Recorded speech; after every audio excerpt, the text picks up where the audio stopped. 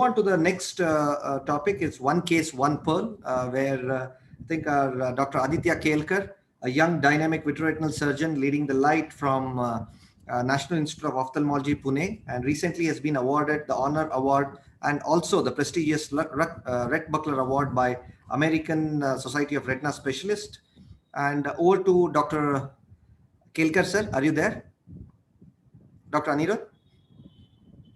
I think he's yet to join and must be some problem. Madam, you can go ahead with the next speaker, please.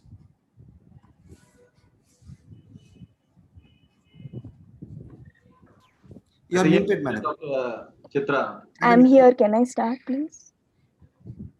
I think Dr. Aditya is screen sharing. Hello? He's here. I'm really sorry. Over to Dr. Kelkar, sir. Kelkar, sir, are you there? Yeah, I'm there. Okay, I didn't see you. Sorry. So he'll be speaking to us on the management of recurrent optic disc pit associated maculopathy, which is again opening the Pandora's box. No one really knows how to close this optic disc pit. And let us hear from Dr. Aditya Kelkar. Yes, thank you, Dr. Srinivas and Dr. Chitra, madam. Thank you very much for this opportunity. So I'll be talking about my experience of managing this optic disc pit with an amniotic membrane transplant. So this is an interesting story of a 9-year-old girl who presented to us, first of all, about a year ago.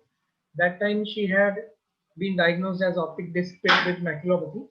As you can see in this picture, there is a macular detachment, foveochisis, and also thinning at the center of the retina. So she underwent a conventional double peel technique where we peel the internal limiting membrane and put a flap onto the optic disc pit. At the same time, the fovea being thinned out, we keep a roll of internal limiting membrane attached to its center, to the center of the fovea, so as to prevent formation of iatrogenic macular hole. After this, laser treatment was carried out in the next to the optic disc, and post-operatively the patient had good outcome. The optic disc maculopathy resolved and the patient regained vision. However, 9 months later, she presented to us again with a very large retinal detachment involving the macula, and the optic disc pit was the obvious source of this subretinal fluid. So we decided to take up this case, and we wanted something that would tamponade this optic pit in order to stop this progression of macular detachment. So as you can see, the intraoperative OCT confirms the presence of optic pit associated maculopathy, and we are going to use an amniotic membrane graft to cover the pit. Also, you can see a thin flap of the inverted internal limiting membrane which is covering the macular foveal area from the first surgery.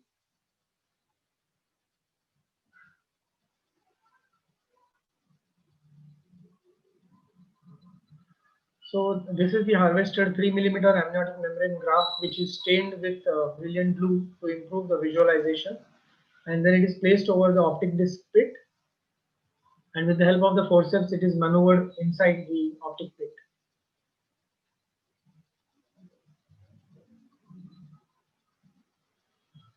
The intraoperative OCT is used here to confirm the snug fit of the amniotic membrane graft. As you can see that there's still some more fitting required for this graft to ensure that we completely close this optic pit.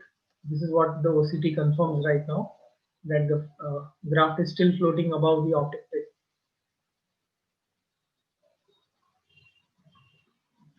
So we go back again and then ensure that the snug fit is achieved, and then it is confirmed using the intraoperative OCT.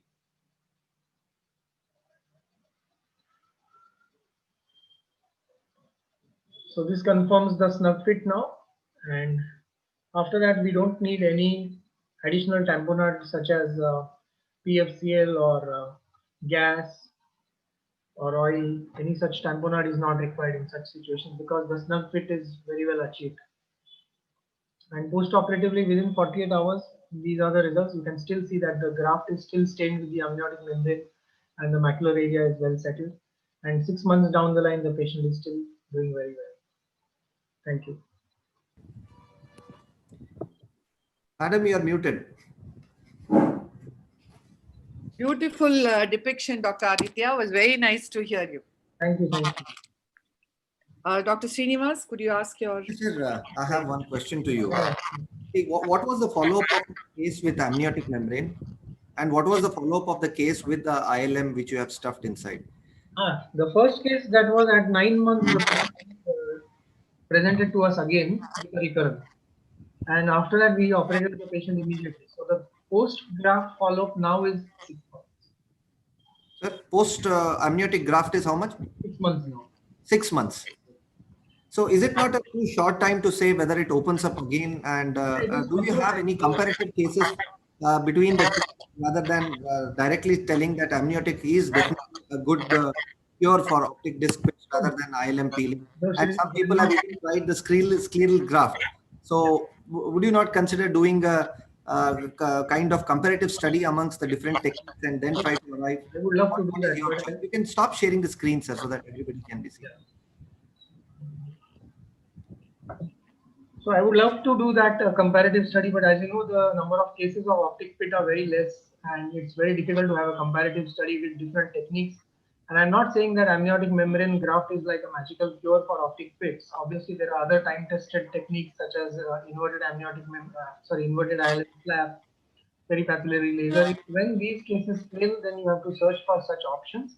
The reason why I prefer amniotic membrane graft is that the elasticity of this membrane and the snug fit which I could achieve with this amniotic membrane will not be possible using a scleral graft. Great. Also, Thank the you. scleral graft will require a dissection of the sclera conjunctival opening, and that can also cause discomfort to the patient in the post-operative period. And yes, 6 months time is a very short time to comment that this is really working well. Maybe another 6 months down the line, if the patient really continues to do the same way, we can surely say that this is one of the success stories of amniotic membrane. Definitely, sir. It's a good alternative to try in cases, especially when they have failed cases. Thank you very much for sharing that interesting pearl. Quick comments from Lalit, sir. How do you close your optic disc pits? See, the issue, I am a fan user of ILM. The reason being, the only difference between two videos with Aditya showed was stuffing. Well, ILM was just kept over the pit in the first video, whereas in the second it was forcibly stuffed, not once, twice, thrice, but till the time it got into it. So I think that made the difference rather than the tissue. Any tissue would close, whether it's ILM, scleral graft, or amniotic membrane.